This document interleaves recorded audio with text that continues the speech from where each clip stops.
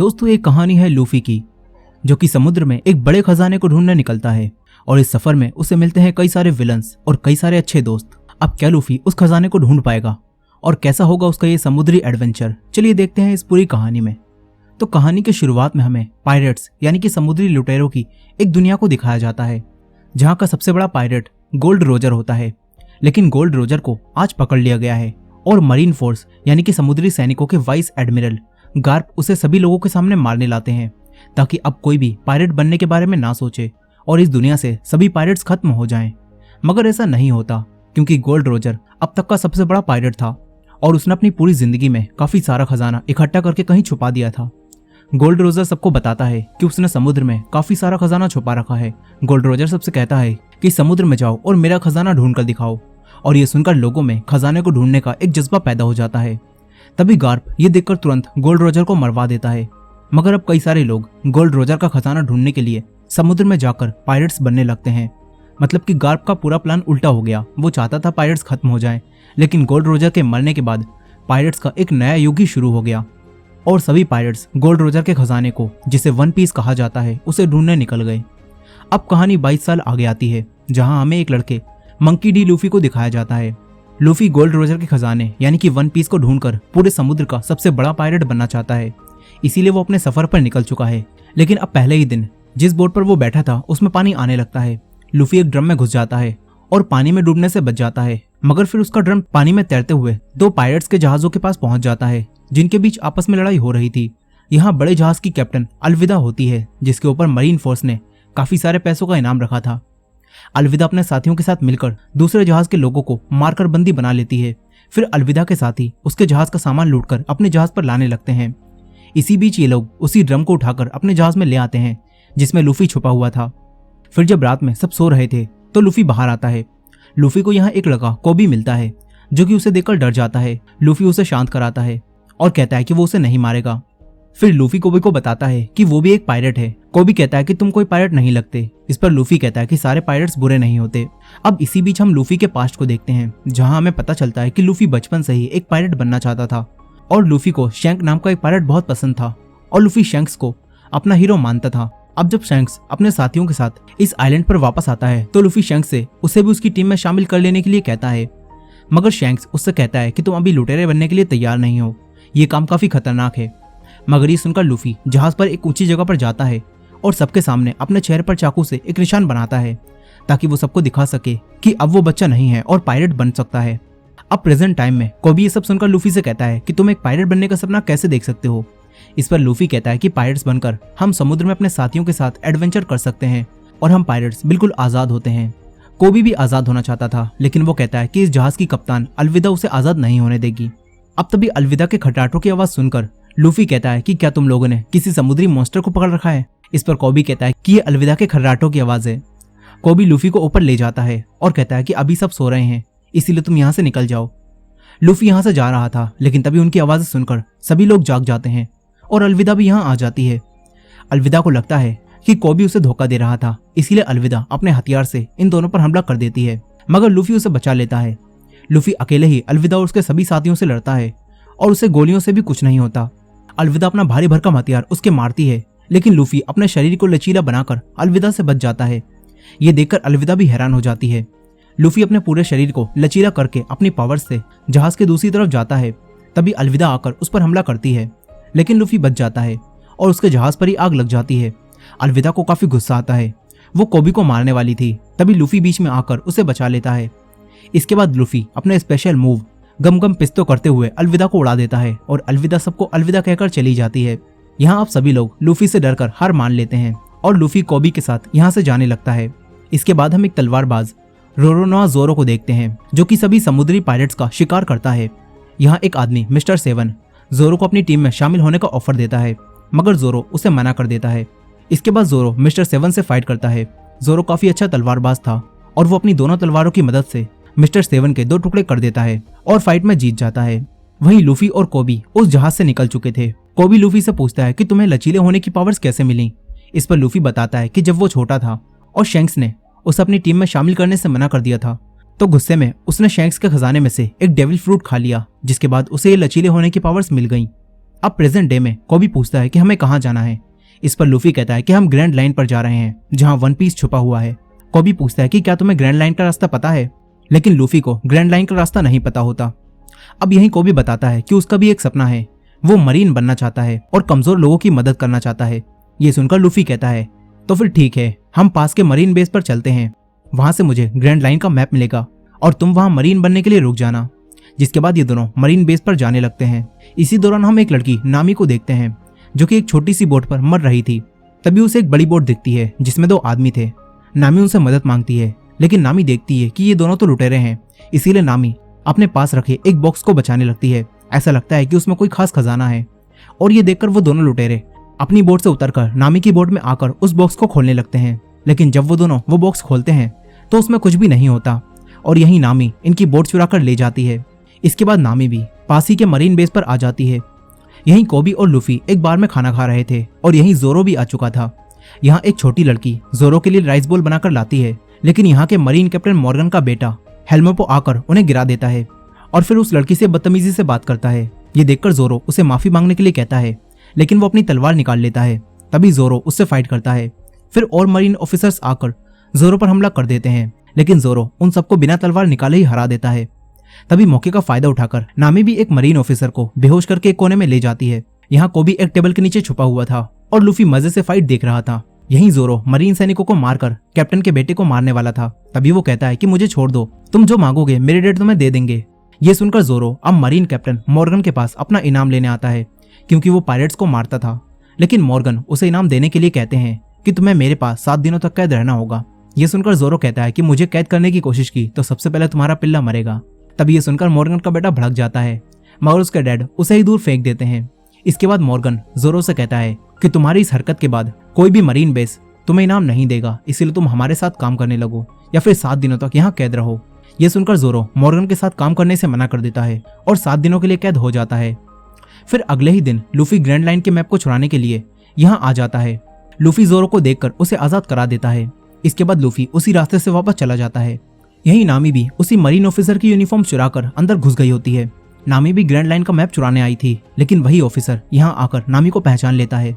फिर ये दोनों मरीन ऑफिसर नामी पर हमला कर देते हैं, मगर नामी उन दोनों को मारकर उनका काम तमाम कर देती है। तभी ऊपर से लूफी टपकता है और लूफी ने सारी बातें सुन ली होती हैं, जिससे ये दोनों जान चुके थे कि वो दोनों ही यहाँ ग्रैंड लाइन का मैप चुराने आए हैं। लूफी मॉर्गन के ऑफिस में जाने लगता है क्योंकि ग्रैंड लाइन का मैप वहीं रखा हुआ है। तभी नामी भी उसके पीछे जाती है। अचानक इनके सामने मॉर्गन आ जाता है, लेकिन वो नामी को एक मरीन समझता है और नामी कहती है कि मैं इस मुजरिम को पकड़कर ले जा रही हूँ, इसे अभी भी अरेस्ट किया गया है। अब ये सुनकर मॉर्गन यहाँ से चला जाता है, लेकिन चालाक नामी ने मॉर्गन की जेब काट ली होती है और उसके ऑफिस की चाबियां चुरा ली थी और अब ये दोनों मॉर्गन के ऑफिस में घुस जाते हैं। ये दोनों ग्रैंड लाइन के मैप को ढूंढने लगते हैं। तभी मॉर्गन को वहीं वो दोनों ऑफिसर मिलते हैं जो कि अभी पिटे पड़े थे। वो दोनों मॉर्गन को बताते हैं कि वो लाल बालों वाली लड़की घुसपैठिया है। ये सुनकर मॉर्गन यहाँ इमरजेंसी अलार्म बजवा देता है। दूसरी तरफ लूफी और नामी को वही तिजोरी मिल चुकी थी जिसमें ग्रैंड लाइन का मैप रखा है, लेकिन नामी से वो तिजोरी नहीं खुलती। तभी बाहर मॉर्गन आकर उस दरवाजे को तोड़ने लगता है। ये देखकर लूफी अपनी ताकत से पूरी तिजोरी को उठाता है और नामी के साथ वहां से नीचे कूद जाता है। ये दोनों जिंदा बच जाते हैं, लेकिन फिर मरीन सैनिक यहाँ आकर इन्हें चारों तरफ से घेर लेते हैं, मगर लूफी और नामी उनसे लड़कर उन्हें मारने लगते हैं। तभी जोरो भी अपनी तलवारें लेकर यहाँ आ जाता है और देखता है कि ये दोनों बच्चे तो पिट रहे हैं, इसीलिए जोरो भी इनकी मदद करता है। फिर ये तीनों सारे मरीन सैनिकों को मार देते हैं। तभी मॉर्गन यहाँ आ जाता है। मॉर्गन के हाथ में हथियार लगा था जिससे वो इन पर हमला कर देता है। तभी जोरो और लूफी उससे फाइट करते हैं, लेकिन मॉर्गन काफी पावरफुल था, इसीलिए अब जोरो को अपनी तीसरी तलवार भी निकालनी पड़ती है। जोरो उसे निकालकर अपने मुंह से पकड़ता है और मॉर्गन को मारने लगता है। इसके बाद लूफी अपने गम गम पिस्तौल मूव से उसे मारकर दूर फेंक देता है। ये तीनों मरीन से बच जाते हैं। फिर जोरो इनकी और मदद करता है और ग्रैंड लाइन की तिजोरी को लूफी की शिप तक ले आता है। तभी मॉर्गन का बेटा हेल्मेपो यहाँ गन लेकर आता है, लेकिन तभी कोबी उसके एक मुक्का मारकर उसे बेहोश कर देता है। फिर लूफी कोबी को अपने साथ चलने के लिए कहता है क्योंकि मरीन सैनिक अब इनके पीछे पड़े हैं, मगर कोबी लूफी से कहता है कि मैं अपना सपना पूरा करने के लिए यहीं रुकूंगा और एक अच्छा मरीन सैनिक बनूंगा। अब ये सुनकर लूफी जोरो और नामी के साथ इस बोट को लेकर निकल जाता है। दूसरी तरफ हम फिर से गार्प को देखते हैं, जिन्होंने 22 साल पहले गोल्ड रोजर को पकड़ा था। गार्प को पता चलता है कि मरीन बेस से कोई उनका ग्रैंड लाइन का मैप चुरा कर ले गया है और ये जानकर गार्प इसी बेस पर आने लगते हैं। इसके बाद हम एक जोकर को देखते हैं और उसे भी ग्रैंड लाइन का मैप चाहिए था, इसीलिए वो अपने लोगों को लूफी के पीछे मैप चुराने के लिए भेजता है। दूसरी तरफ लूफी, जोरो और नामी उसी बोट से आगे बढ़ रहे थे। यहाँ नामी उस तिजोरी को अब खोल लेती है और इसमें इन्हें ग्रैंड लाइन का मैप मिलता है। फिर नामी जोरो और लूफी को बताती है कि पूरी दुनिया का समुद्र 4 हिस्सों east blue, north blue, west blue और साउथ ब्लू में बटा हुआ है और जमीन की लाइन को रेड लाइन कहा जाता है और इसके अलावा जो लाइन इसके बीच में है उसे ग्रैंड लाइन कहा जाता है। अब ये तीनों वहां जाकर वन पीस ढूंढने के बारे में बात कर रहे थे। तभी उसी जोकर के लुटेरे यहाँ आकर इनकी बोट पर हमला कर देते हैं। वो लोग बेहोशी की गैस को इनकी तरफ फेंकते हैं जिससे ये तीनों बेहोश होने लगते हैं। तभी लूफी उन लुटेरों को देखकर ग्रैंड लाइन के मैप को अपने मुंह के अंदर छुपा लेता है। फिर वो सभी बेहोश हो जाते हैं। इसके बाद जब ये तीनों जागते हैं तो ये तीनों कैद हो चुके थे। लुटेरों ने इनकी सारी चीजें ले ली होती हैं, लेकिन लूफी कहता है कि ग्रैंड लाइन का मैप मेरे पास बिल्कुल सेफ है। अब तभी ये बॉक्स खुलता है और ये तीनों एक स्टेज पर होते हैं और जोकर यहाँ शो दिखा रहे थे। यहाँ लोगों को गुलाम बनाकर उनसे जबरदस्ती तालियां बजवाई जा रही थी। अब तभी यहाँ इनका कैप्टन यानी कि वही जोकर आता है और बताता है कि मेरा नाम बगी है। लूफी से पहचान लेता है क्योंकि बगी भी एक पायरेट होता है और इसके ऊपर भी काफी सारे पैसों का इनाम था। लूफी बगी से कहता है कि वो भी पायरेट्स का किंग बनने वाला है, लेकिन बगी ये सुनकर हंसने लगता है और कहता है कि वन पीस को ढूंढकर मैं पायरेट्स का किंग बनूंगा। अब बगी इनसे ग्रैंड लाइन का मैप मांगता है। तभी चालाक नामी अपनी चालाकी दिखाती है और कहती है कि हमारे पास ग्रैंड लाइन के मैप से बढ़िया भी एक चीज है।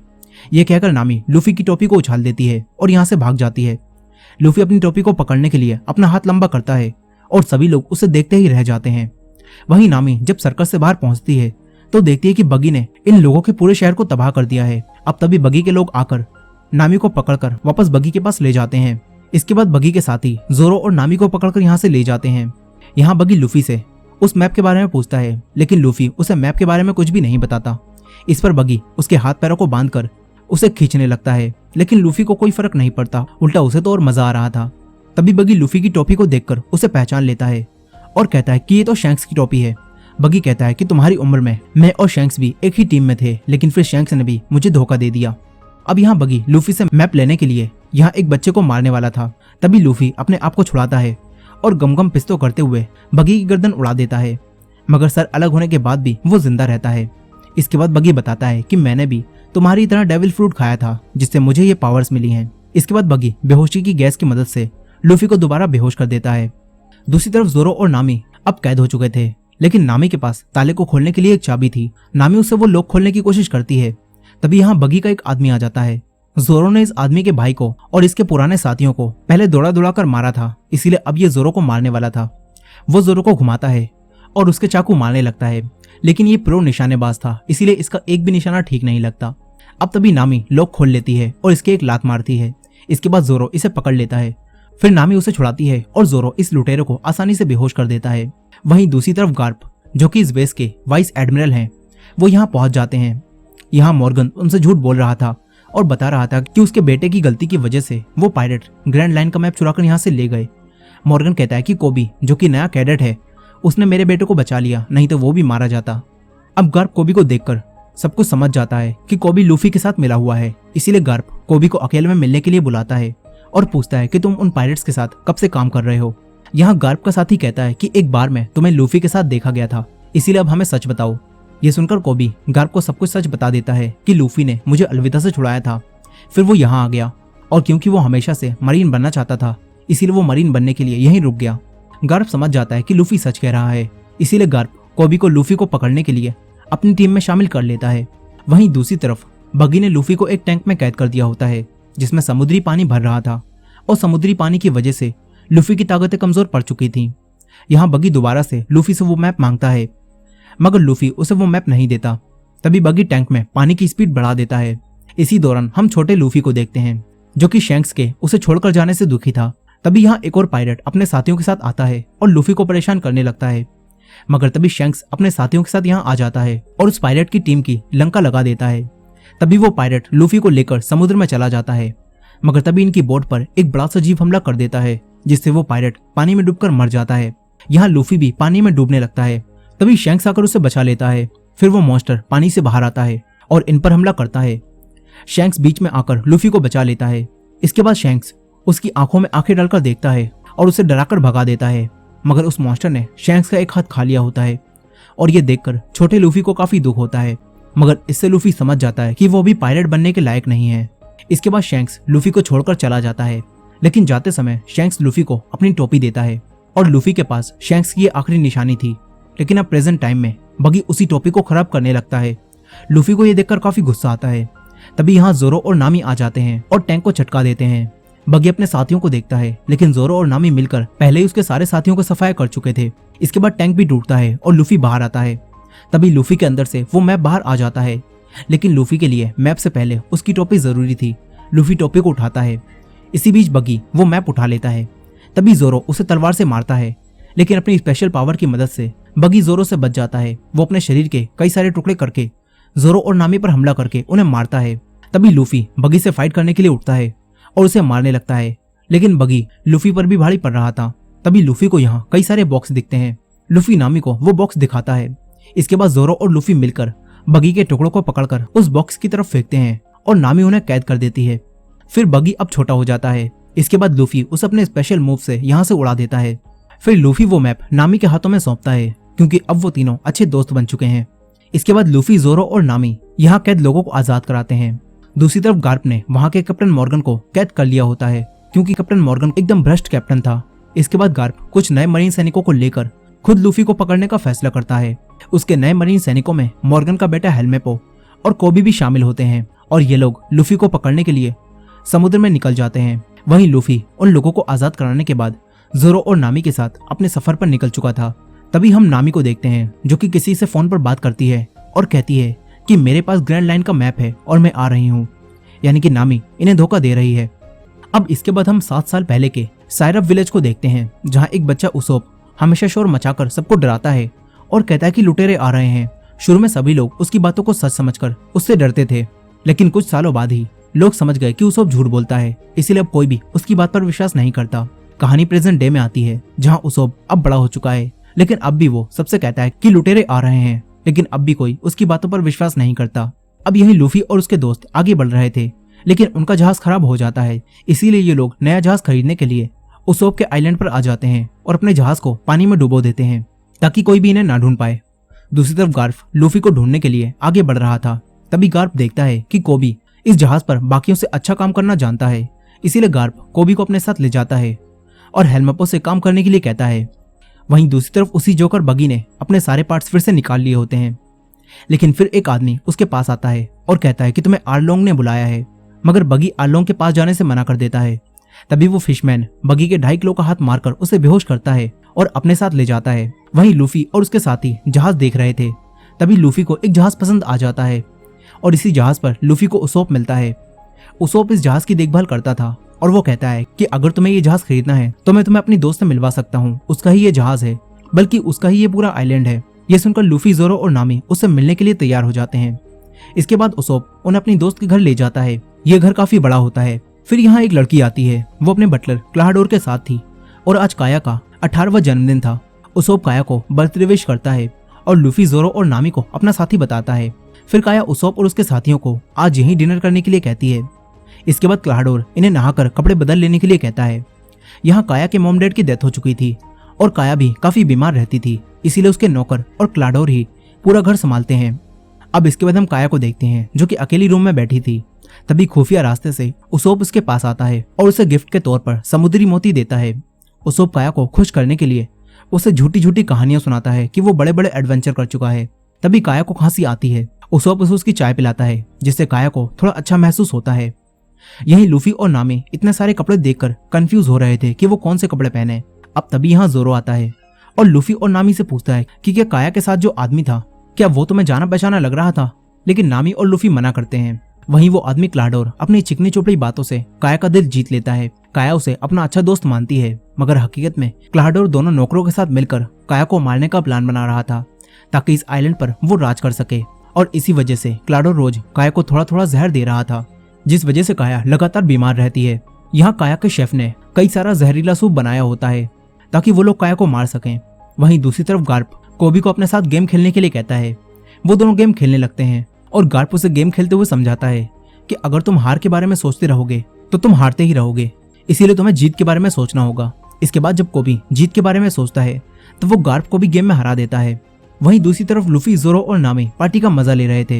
यही नामी एक आदमी मेरी से बात करती है, जो कि काया का सारा बिजनेस संभालता है। अब इसके बाद यहाँ काया क्लाडोर के साथ आती है।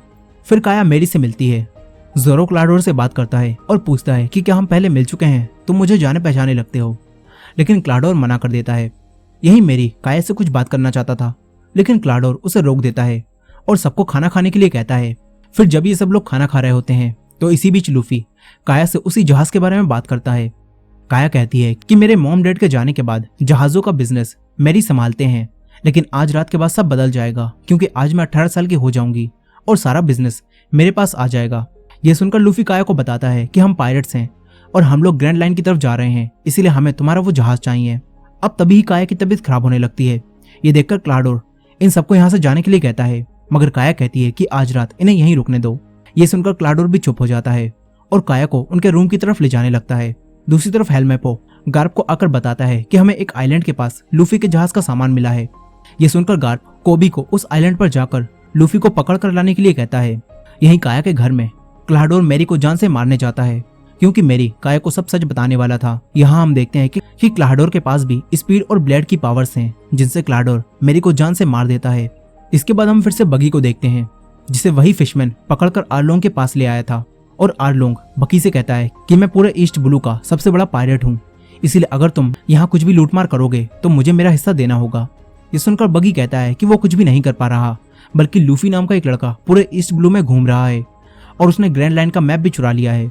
ये सब जानकर आर्लोंग कहता है कि लूफी कहाँ है। बगी कहता है कि मुझे छोड़ दो, मैं उसे ढूंढने में तुम्हारी मदद करूंगा। आर्लोंग मान जाता है। वहीं रात में लूफी और खाना खाने के लिए अपने रूम से बाहर निकलता है। तभी उसे जोरो मिलता है जो कि पीने के लिए कुछ ड्रिंक ढूंढ रहा था। फिर वो दोनों एक साथ किचन में जाते हैं जहाँ इन्हें उसोप मिलता है। वो पहले से ही यहाँ बैठा था। जोरो और लूफी उसोप से बात करने लगते हैं। दूसरी तरफ नामी भी अपने रूम से बाहर आकर यहाँ की चीजों को चुराने लगती है। तभी वो काया के रूम में पहुंच जाती है और काया उसके हाथ में सामान देखकर सब समझ जाती है। लेकिन काया नामी से कुछ भी नहीं कहती और उससे दोस्तों की तरह बातें करने लगती है। वहीं उसोप बातों ही बातों में लूफी को बताता है कि मेरे डैड भी एक बड़े पायरेट हैं, लेकिन जब मैं छोटा था तो वो हमें छोड़कर चले गए। वो कहता है कि मेरे डैड का नाम यासोप है। लूफी उनका नाम सुनकर उन्हें पहचान लेता है और बताता है कि मैं उनसे मिल चुका हूँ, वो शैंक्स की टीम में है। उसोप उनके बारे में सुनकर काफी खुश हो जाता है। तभी जोरो उसोप से पूछता है कि यहाँ ड्रिंक है क्या। उसोप बताता है कि नीचे बेसमेंट में काफी सारी ड्रिंक पड़ी है। फिर ये दोनों ड्रिंक पीने के लिए बेसमेंट में चले जाते हैं। तभी इन्हें मैरी मिलता है जो कि मर चुका था। उसोप ये देखकर घबरा जाता है। तभी क्लाडोर इनके सामने आता है और उसके 5 ब्लेड देखकर जोरो को याद आ जाता है कि क्लाडोर असल में ब्लैक कैट पायरेट्स का कैप्टन है जिसका नाम कुरो है और इसके ऊपर भी काफी सारे पैसों का इनाम है। जोरो क्लाडोर पर हमला करता है लेकिन क्लाडोर बच जाता है। फिर क्लाडोर की एक साथी यहाँ आकर जोरो को मारकर बेहोश कर देती है। तभी उसोप एक पतली गली पकड़कर यहाँ से निकल लेता है। क्लाडोर अपने दोनों साथियों से इन बॉडीज को ठिकाने लगाने के लिए कहता है और यहाँ से चला जाता है। वहीं ऊपर लूफी ने वही सारा जहरीला सूप पी लिया होता है जिससे वो वहीं बेहोश हो जाता है। इसी बीच नामी भी काया से बातें करने के बाद उसकी अच्छी दोस्त बन गई होती है और फिर नामी ने जो कुछ भी चुराया था वो सारा सामान नामी वापस रख देती है। वहीं वो दोनों नौकर मैरी और जोरो को एक कुएं में फेंक देते हैं। इसके बाद वो वापस जाने लगते हैं। दूसरी तरफ उसोप गांव में जाकर सबसे कहता है कि असली लुटेरे आ चुके हैं, लेकिन इस बार सच बोलते हुए भी कोई भी उसोप की बातों पर विश्वास नहीं करता। तभी कोबी अपने साथियों के साथ यहाँ आ जाता है। उसोप कोबी को सब कुछ बताता है और कहता है कि वो बटलर असल में ब्लैक कैट पायरेट का कैप्टन है जो कि छुपकर यहाँ रह रहा है। मगर हेलमेपो कहता है कि ये सब झूठ है क्योंकि ब्लैक कैट पायरेट्स के कैप्टन को मेरे डैड ने मार दिया था, इसलिए हमें यहाँ सिर्फ लूफी को ढूंढना चाहिए। लूफी का नाम सुनकर उसोप ने बताता है कि लूफी भी वही है। उसोप ने लूफी के पास ले जाने लगता है। वहीं नामी किचन में आती है तो देखती है कि लूफी बेहोश पड़ा है। अब तभी यहाँ कोई आने लगता है। नामी वहीं छुप जाती है। फिर क्लाडोर अपने साथियों के साथ यहाँ आता है और देखता है कि लूफी ने सारा जहरीला सूप पी लिया है। नामी इन तीनों की बातें सुनकर सब समझ जाती है। तभी उसोप कोबी और बाकी मरीन सैनिकों के साथ यहाँ आ जाता है। क्लाडोर दरवाजा खोलता है। उसोप कहता है कि यही वो लुटेरा है, लेकिन क्लाडोर कोबी से कहता है कि उसोप मानसिक रूप से बीमार है और बचपन से ही वो ऐसी कहानियां बनाता रहता है। ये सुनकर कोबी के अलावा कोई भी उसोप की बातों पर विश्वास नहीं करता। फिर हेलमेपो क्लाडोर से लूफी के बारे में पूछता है। क्लाडोर बेहोश लूफी को इन्हें सौंप देता है। वहीं नामी बाहर आकर उसकी साथी के एक पैन मारकर उसे बेहोश कर देती है और यहाँ से भाग जाती है। दूसरी तरफ उसोप भी भागकर काया के पास पहुंच जाता है। इधर क्लाडोर कोबी को यहाँ से जाने के लिए कहता है और उसके मुंह पर दरवाजा बंद कर देता है। वहीं नामी भी काया और उसोप के पास पहुंच चुकी थी। फिर उसोप और नामी क्लाडोर की सच्चाई काया को बताते हैं। वहीं जोरो कुएं में अब भी जिंदा होता है। जोरो वहां से बाहर निकलने की कोशिश करता है, लेकिन वो कुएं से बाहर नहीं निकल पा रहा था। मगर जोरो हार नहीं मानता। इसी बीच हम जोरो के पास्ट को देखते हैं, जब वो तलवारबाजी करना सीख रहा था। यहाँ एक लड़की कोइना जोरो की काफी अच्छी दोस्त थी। जोरो हमेशा उससे हार जाता था, मगर फिर उन दोनों ने साथ मिलकर कड़ी ट्रेनिंग करी और एक दूसरे से वादा किया कि हम में से एक इस दुनिया का सबसे बड़ा तलवारबाज बनेगा। लेकिन फिर कुछ समय बाद ही कोइना की एक एक्सीडेंट की वजह से डेथ हो गई और ये सब जानकर जोरो को काफी दुख हुआ। इसके बाद जोरो कोइना से किए हुए वादे को निभाने के लिए दुनिया का सबसे अच्छा तलवारबाज बनने निकल पड़ा। अब प्रेजेंट डे में यहाँ 12 बज जाते हैं और काया ऑफिशियली अब बड़ी हो चुकी है। इसीलिए अब क्लाडोर काया की प्रॉपर्टी पर कब्जा करने के लिए उसे मारने जाता है। वो इस घर से बाहर निकलने के सभी रास्तों को बंद करवा देता है। इसके बाद उसके दोनों साथी और वो खुद अपने हथियारों के साथ काया को मारने जाने लगता है। लेकिन काया उसोप और नामी के साथ यहाँ के खुफिया रास्तों से दूसरी तरफ जाने लगती है। ये लोग दीवारों के अंदर से जा रहे थे, तभी काया खांसती है और उसकी आवाजें सुनकर क्लाडोर अपने ब्लेड से उस पर हमला करता है। वो तीनों यहाँ से भागते हैं। दूसरी तरफ जोरो कुएं से निकलने की कोशिश कर रहा था, लेकिन जोरो दोबारा से नीचे गिर जाता है। मगर जोरो हार नहीं मानता। वो दोबारा उठकर ऊपर चलने लगता है और आखिरकार जोरो कुएं से बाहर आ जाता है। वहीं कोबी लूफी को पकड़ कर ले जा रहा था, लेकिन कोबी को उसोप की बातों पर थोड़ा थोड़ा विश्वास होने लगा था। अब तभी लूफी को यहाँ होश आता है। तभी हेलमेपो उसके पास जाता है, लेकिन फिर लूफी सारा का सारा सोप उसके ऊपर ही निकाल देता है। इसके बाद लूफी पूरी तरह से होश में आ जाता है और लूफी कोबी से कहता है कि मुझे यहाँ से जाना होगा ताकि मैं अपने दोस्तों को बचा सकूं। लेकिन हेलमेपो उसे पकड़ने के लिए उसे मारने वाला था। तभी जोरो यहाँ आ जाता है और उसके साथियों को मार देता है। वो हेलमेपो को भी बेहोश कर देता है। इसके बाद जोरो और लूफी अपने दोस्तों को बचाने जाने लगते हैं। वहीं घर में काया, नामी और उसोप एक पुराने रूम में आकर छुपते हैं। तभी क्लाडोर भी यहाँ आ जाता है और उन्हें ढूंढने लगता है। इसी दौरान जोरो और लूफी भी घर के अंदर आ जाते हैं। लूफी ऊपर जाता है और जोरो दूसरी तरफ जाता है। जोरो के सामने क्लाडोर के दोनों चमचे आते हैं। जोरो उनसे फाइट करता है। वहीं क्लाडोर काया और नामी को पकड़ लेता है। वो दोनों को मारने वाला था। तभी उसोफ अपने हथियार से उसके एक निशाना लगाता है, मगर क्लाडोर बच जाता है। फिर क्लाडोर उसोफ पर हमला करके उसे दूर फेंक देता है। इसके बाद वो काया को मारने आता है। तभी लूफी आकर उसे रोक देता है। फिर लूफी क्लाडोर से फाइट करता है। काया और नामी उसोफ के पास आ जाती हैं। यहीं क्लाडोर काफी तेज था, इसीलिए लूफी उस पर हमला नहीं कर पा रहा था। क्लाडोर लूफी को बातों में उलझाकर उस पर कई बार हमला करता है। इसीलिए अब लूफी शांत हो जाता है और क्लाडोर के एक मुक्का मार के उसे गिरा देता है। दूसरी तरफ जोरो भी क्लाडोर के दोनों साथियों से फाइट करके उन्हें धूल चटा रहा था और यहाँ अब क्लाडोर लूफी से फेस टू फेस फाइट करता है और अपने ब्लेड से उस पर हमला करता है। लेकिन लूफी आराम से उनसे बच जाता है। फिर लूफी एक और स्पेशल मूव से क्लाडोर को यहाँ से दूर फेंक देता है। नीचे जोरो भी उसके दोनों साथियों को हरा देता है। इसके बाद ये सब लोग बच जाते हैं, मगर नामी इनसे कहती है कि हमें तुरंत ही यहाँ से निकलना होगा क्योंकि मरीन सैनिक जान चुके हैं कि हम यहाँ पर हैं। मगर लूफी कहता है कि हमारे पास तो कोई जहाज भी नहीं है। ये सुनकर काया इन्हें वही जहाज दे देती है। इसके बाद उसोप भी इनके साथ इनके सफर पर जाने का फैसला करता है और ये चारों इस आइलैंड से निकल जाते हैं। दूसरी तरफ क्लाडोर अब भी जिंदा होता है और वो भी इस आइलैंड से बचकर भाग गया होता है। वहीं कोबी जहाज पर गार्प से माफी मांगता है और कहता है कि वो लूफी को पकड़कर नहीं ला पाया। लेकिन गार्प उससे कहता है कि चिंता मत करो, तुमने अपना काम कर दिया, तुम उन लोगों को आइलैंड से बाहर ले आए। गार्प को लूफी का जहाज दिख रहा होता है और अब गार्प इनसे लूफी के जहाज पर हमला करने के लिए कहता है। वहीं वो सब अपने नए जहाज पर आराम कर रहे थे, तभी इनके ऊपर बमों की बरसात होने लगती है। फिर लूफी दूरबीन से मरीन सैनिकों की शिप को देखता है और उसे गार्प दिखता है। लूफी गार्प को देखकर कहता है कि ये तो मेरे दादाजी हैं। ये सुनकर सभी लोग चौंक जाते हैं और इसी एंडिंग के साथ वन पीस के 4 एपिसोड्स की कहानी यहीं खत्म हो जाती है। और ये वीडियो भी अब काफी लंबी हो चुकी है, इसलिए इसके आगे की कहानी को हम अगले पार्ट में देखेंगे। तो अगले पार्ट को मिस ना करने के लिए हमारे चैनल को सब्सक्राइब करके बेल नोटिफिकेशन को ऑन कर लीजिएगा और ये वीडियो पसंद आई हो तो वीडियो को लाइक जरूर कीजिएगा। मिलते हैं नेक्स्ट पार्ट में।